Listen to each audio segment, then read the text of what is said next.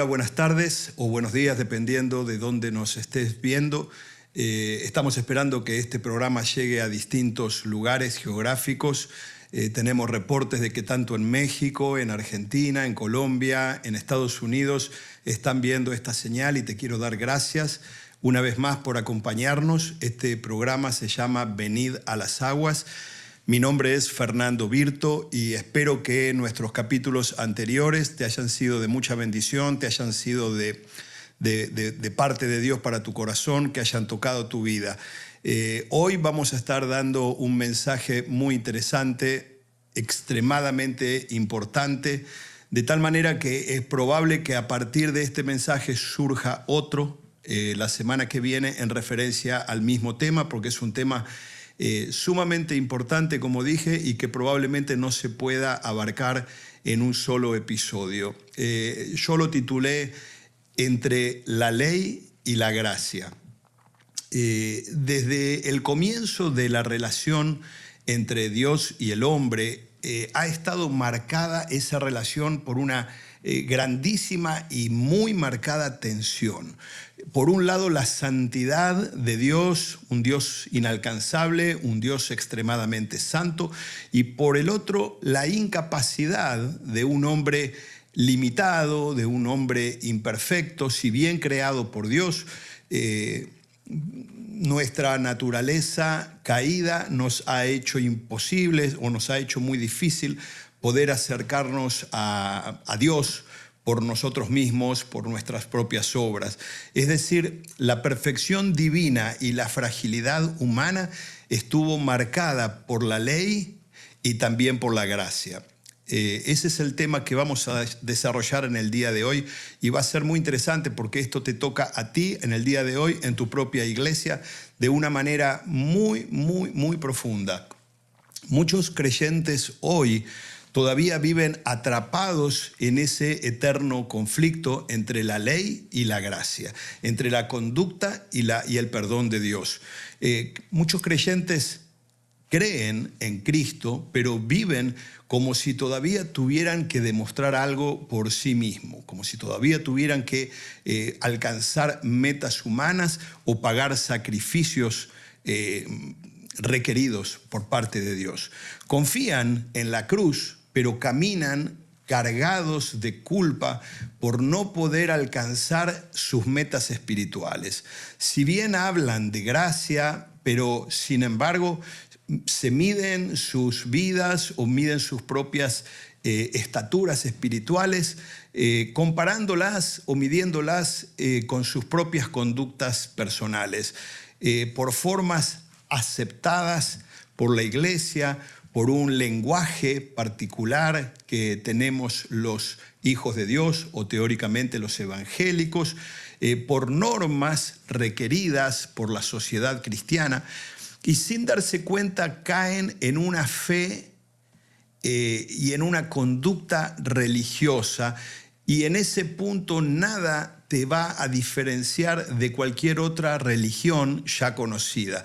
Somos como víctimas de una fe que existe, una fe que compara, una fe que requiere, una fe que pesa en nuestras espaldas tremendamente y que nos trae una carga para poder caminar en el camino de Dios.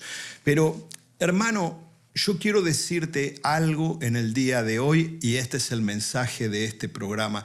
El Evangelio no fue diseñado por parte de Dios para pesar sobre tus hombros, sino que fue pensado para liberarte, para hacerte una persona que tengas vida en abundancia y que puedas ser libre en Jesús. Punto número 1, quiero hablar sobre el propósito real de la ley. La ley nunca fue dada para salvar al hombre. Dios nunca creó o demandó el cumplimiento de esa ley para brindar salvación al hombre. La ley fue dada para revelar a Dios y para exponer la debilidad del hombre. En Romanos 3:20 dice, por medio de la ley es el conocimiento del pecado. La ley no sana, la ley solo diagnostica, la ley solo alumbra, la ley solo muestra. La ley no restaura, sino que evidencia el cumplimiento o el no cumplimiento de la misma. La ley muestra qué tan solo o qué tan santo es Dios y qué tan imperfecto es el hombre y qué tan lejos estamos como hombres de siquiera poder cumplir con sus demandas. Por eso la ley siempre demandó más de lo que el hombre podía dar. No porque Dios fuera un Dios injusto que nos reclamaba algo que nosotros no podíamos dar, sino porque Dios estaba preparando un verdadero cumplimiento de esa ley. Dios en sus planes divinos, por un lado, nos estaba mostrando que el hombre es completamente incapaz, humanamente incapaz de cumplir esa ley, las demandas de esa ley, sino que aparte estaba preparando el verdadero cumplimiento de la ley por parte de Jesucristo. La ley fue, digámoslo así, pedagógica de parte de Dios. La ley enseñó algo muy importante de parte de Dios y preparó un camino. Pero fue absolutamente profética. La ley tuvo como objetivo marcar una profecía. Fue una sombra de algo que vendría y nunca fue en sí misma algo que humanamente nosotros pudiéramos cumplir. Quiero darte algunos ejemplos proféticos de la ley que apuntan exactamente a Jesucristo. Vamos a ver algunas situaciones del Antiguo Testamento que aún siglos antes del cumplimiento de la venida de Jesús a esta tierra, hablaban de manera profética de esos eventos históricos y espirituales. Cuando Abraham subió al monte con Isaac, Dios no permitió que el hijo muriera. Dios no permitió que Isaac muriera, pero sí permitió que el padre sintiera el peso de la demanda. Y entonces él proveyó un sustituto. Como todos conocen la historia, cuando Abraham fue a sacrificar por demanda de Dios a su hijo, Dios en ese momento interrumpió la escena y proveyó un sustituto, un animal que estaba atrapado en un arbusto cercano para que cumpliera con el sacrificio de la demanda del Padre o de Dios. Génesis 22 no solo muestra la conducta de Abraham o de Isaac, muestra a un padre, a Abraham, que entregaría a su propio hijo en sacrificio, que fue lo que muchos siglos después verdaderamente ocurrió con Jesús. Y por otro lado, también vemos en este episodio a Dios mismo proveyendo un sacrificio expiatorio para reemplazar la demanda que estaba sobre Isaac. No sé si se entiende. Dios mismo provee un sustituto para que el juicio no caiga sobre Isaac. También en Éxodo 12:7 nos relata cuando la sangre de los animales fue puesta en los dinteles de las puertas de Egipto, cuando el pueblo de Israel estaba cautivo y Moisés estaba reclamando la libertad de su pueblo, y en el evento donde las plagas por parte de Dios venían sobre el pueblo de Egipto, uno de esos episodios narra que el pueblo de Israel tenía que pintar los dinteles de sus puertas donde ellos vivían con sangre de animal, sangre de un sacrificio, para que la muerte, el ángel de la muerte que iba a pasar por Egipto e iba a herir, iba a matar a los primogénitos de todo egipcio, cuando viera la sangre sobre esos dinteles en la puerta de los hebreos, sobre la puerta de los hebreos, la muerte pasara por alto esas casas y ese juicio no cayera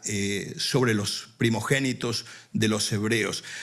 Eso no fue porque las casas sean diferentes, ni porque esas casas sean dignas, ni porque los hebreos se lo hubieran ganado de alguna forma, sino porque había sangre sobre esos dinteles. Eso apuntaba directamente y de manera profética a la sangre de Jesús, que siglos más tarde nos liberaría del juicio de la muerte eterna. Al igual que esa sangre en los linteles de las puertas de los egipcios libró al pueblo de Dios de la muerte, del ángel de la muerte, que en su momento sacrificó a todos los primogénitos de los egipcios, de la misma manera la cobertura de la sangre de Cristo hoy libera a su iglesia, hoy libera a los que a todo aquel que en él cree de la muerte venidera. En Éxodo 12 no habla de mérito humano, logrado por conducta, logrado por obras, ni siquiera logrado por obediencia, sino que habla de una cobertura divina, que habla de una acción de parte de Dios. Cuando el Cordero Pascual era inmolado cada año, este es otro evento que nos habla también de manera profética del sacrificio de Jesús. Cuando ese Cordero Pascual, que había que sacrificarlo una vez al año, y el sumo sacerdote tenía que oficiar ese servicio, esa sangre de ese cordero no quitaba el pecado de una forma permanente, solo cubría el pecado del pueblo de Israel de manera temporal. Eso nos muestra una vez más que la ley no buscaba una solución absoluta, porque si así hubiese sido, cada uno de esos sacrificios hubiese cumplido la demanda de Dios, pero eso solamente era temporal hasta que el verdadero sacrificio se manifestara. La ley nunca fue, ni aún es, un camino a la justificación y tampoco nosotros podremos lograrlo por medios de obras. Hebreos 10:4 dice que la sangre de los toros y de los machos cabríos no puede quitar los pecados. Esos sacrificios eran una sombra del verdadero Cordero, era una sombra de lo que iba a venir. Hablaba de forma profética del sacrificio perfecto que limpió, que libró al hombre de pecado y que fue cumplida esa demanda cuando Jesús murió en la cruz del Calvario.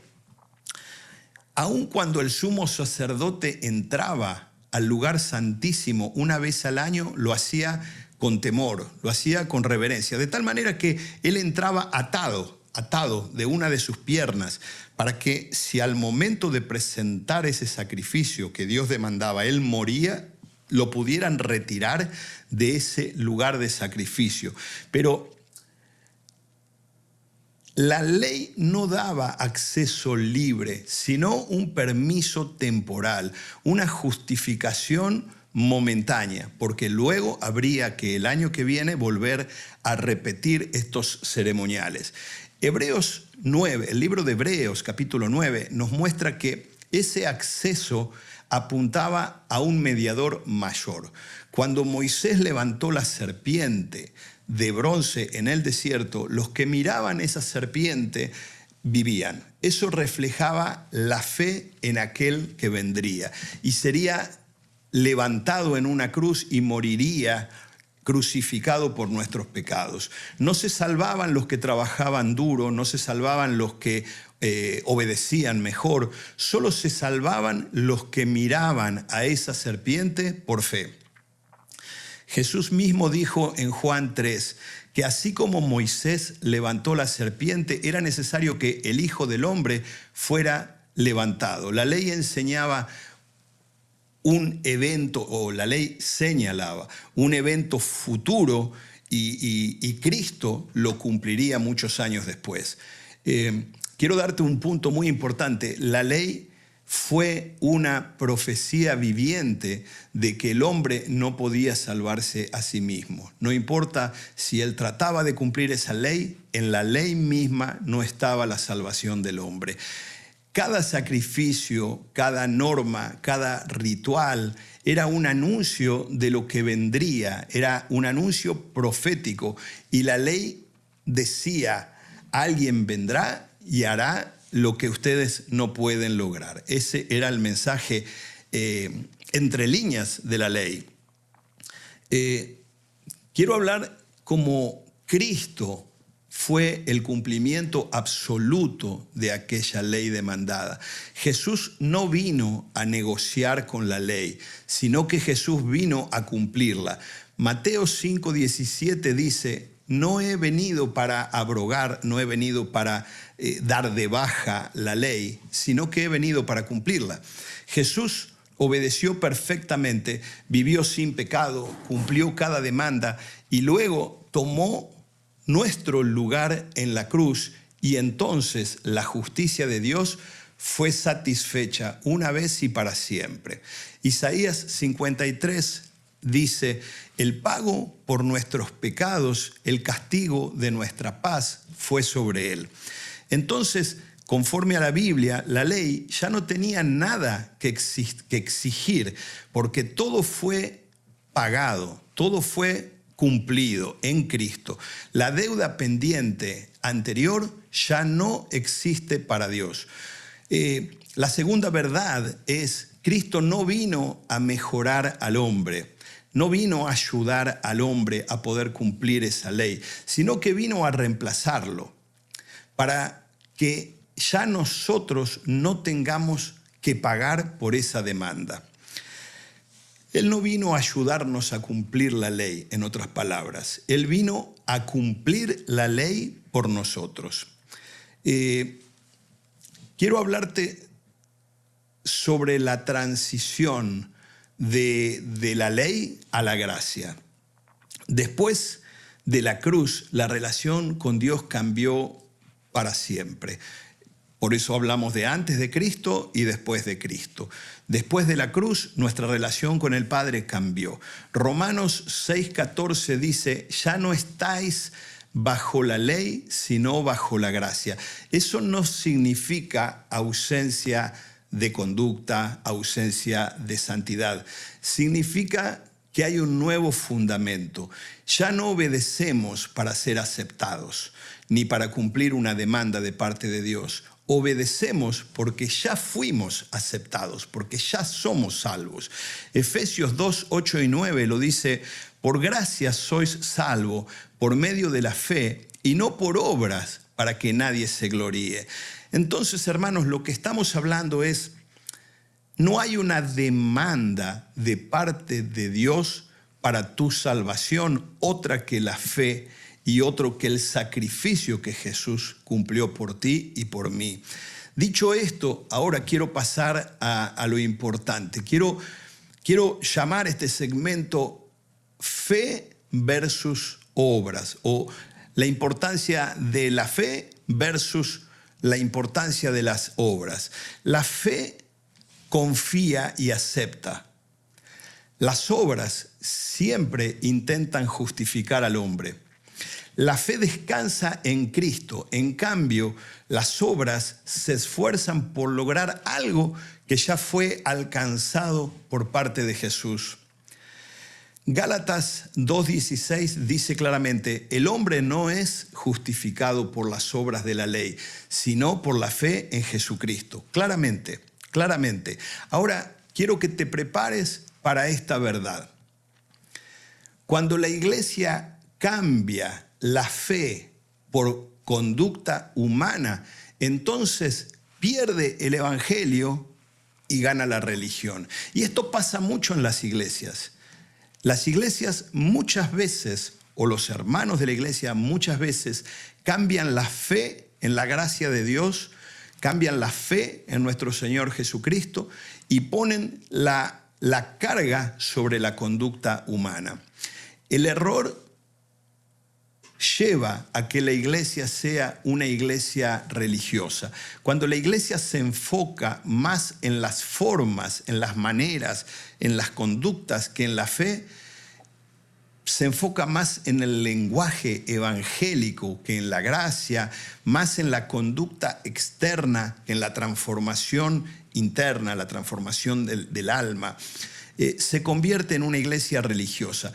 Y la religión siempre, siempre desmerece la cruz, porque insinúa sencillamente que lo que Cristo hizo no fue suficiente, que nosotros necesitamos reforzar ese sacrificio de alguna manera para poder agradar al Padre. Colosenses 2:20 dice, si habéis muerto con Cristo, ¿por qué os sometéis a preceptos como si vivieras todavía en el mundo? Quiero darte una hermosa palabra, una hermosa revelación espiritual, y es que la religión produce culpa, pero la gracia produce arrepentimiento. La religión controla, pero la gracia transforma vidas. Es importante que, más allá de haber hablado todo esto, todavía pongamos a la conducta cristiana en el lugar correcto, porque de ninguna manera quiero que quede duda de que la conducta cristiana es importante, pero lo que es importante es darle a la conducta cristiana el lugar que la conducta cristiana tiene. Por el momento hemos hablado que la conducta cristiana no nos va a justificar delante de Dios. Ahora quiero hablar de lo que sí la conducta puede hacer en tu vida. Gálatas 5 habla del fruto del Espíritu, no del esfuerzo humano. Cuando la gracia gobierna, entonces tu vida, mi vida cambian. No por obligación, sino por amor. Es ahí donde empieza a haber frutos en nuestra conducta. Nosotros tenemos una conducta nueva, una conducta mejor, porque fuimos transformados, porque fuimos justificados, porque hemos nacido de nuevo, porque ahora tenemos una relación con el Padre. La verdadera santidad no nace del miedo a fallar, nace como consecuencia del amor recibido por parte de Dios. Quiero darte un mensaje final y también es una pequeña exhortación para la iglesia, para los miembros de la iglesia, que muchas veces viven de una manera religiosa, lamentablemente. Si estás viviendo, intentando agradar a Dios con tu conducta, si sentiste que a través de esta charla, de esta pequeña reflexión, tú te identificaste como que estás viviendo intentando agradar a Dios por medio de tus obras, por medio de tu comportamiento, por medio de tu conducta, que tu motivación es para agradar a Dios, vivir de tal o cual manera, entonces tú necesitas volver a la cruz. Si estás midiendo el tamaño de tu fe por lo que haces, entonces tú necesitas volver a la gracia de Jesús. Si has convertido tu fe en una lista de reglas, de preceptos, de cuestiones de importancia, necesitas arrepentirte de la religión, porque lo que estás viviendo lamentablemente no es una relación con tu Señor, no es una relación en fe con Jesucristo, sino que estás viviendo una serie de preceptos que te llevan a vivir una religión. Porque de verdad no hay conducta ninguna, no existe conducta ninguna que justifique al hombre de parte de Dios por sí misma. Solo la sangre de Cristo es el único camino, es suficiente para ser justificados delante del Padre. No hay obediencia suficiente que tú puedas tener, solo la fe. Hebreos 10:14 lo dice así: con una sola ofrenda hizo perfecto para siempre a los santificados. Iglesia, este mensaje es para ti. Dejemos de cargar con lo que Cristo ya llevó a la cruz por nosotros. Dejemos de exigir a nosotros mismos y a los demás lo que Dios ya regaló, ya nos regaló por su gracia. Y volvamos al único, quiero decirlo con mayúsculas, volvamos al único centro, que es la cruz, que es la gracia, que es solo Cristo, porque solo ahí el Evangelio volverá a tener el verdadero poder en nuestras vidas y en nuestras iglesias. Hermanos, quiero darte muchas gracias por haber oído este mensaje, quiero darte muchas gracias por tu tiempo. Espero que esta palabra pueda llegar a tu corazón y transformar tu vida, transformar tu conducta. A mí me bendijo de una manera especial y quiero que sepas que el objetivo de este programa es semanalmente poder compartir una palabra de parte de Dios que nos edifique, que nos levante, que nos transforme y que nos haga vivir una vida cristiana más llevadera. Siento como que muchas veces vivimos con un peso por cumplir las demandas del Evangelio, por cumplir las demandas de Dios, y me parece que necesitamos reflexionar sobre eso y dejar nuestras cargas en manos de Jesús y empezar a entender que hemos recibido vida abundante, que hemos recibido justificación, que hemos recibido perdón al mismo instante que hemos aceptado su sacrificio en nuestro corazón, que hemos aceptado su señorío en nuestras vidas. Así que, hermanos, muchas gracias por estar conmigo, por estar con nosotros. Te pido que te suscribas a este canal si te gustó el mensaje, porque, como dije, semanalmente van a estar saliendo nuevos episodios, nuevos shorts que vamos a estar subiendo a nuestra plataforma. Y no quiero que te pierdas de ningún episodio, de ningún mensaje. Necesito que me escribas, te presentes, que compartas. De esa manera nos incentivamos a trabajar más duro y mejor para poder seguir llevando este mensaje del Evangelio. Muchas gracias por tu tiempo, que Dios te bendiga mucho, que Dios bendiga a tu familia, donde sea que te encuentres, que Dios te alcance, que Dios te llegue, que Dios te llene de bendición. Que Dios te bendiga mucho y nos vemos la próxima semana. Amén.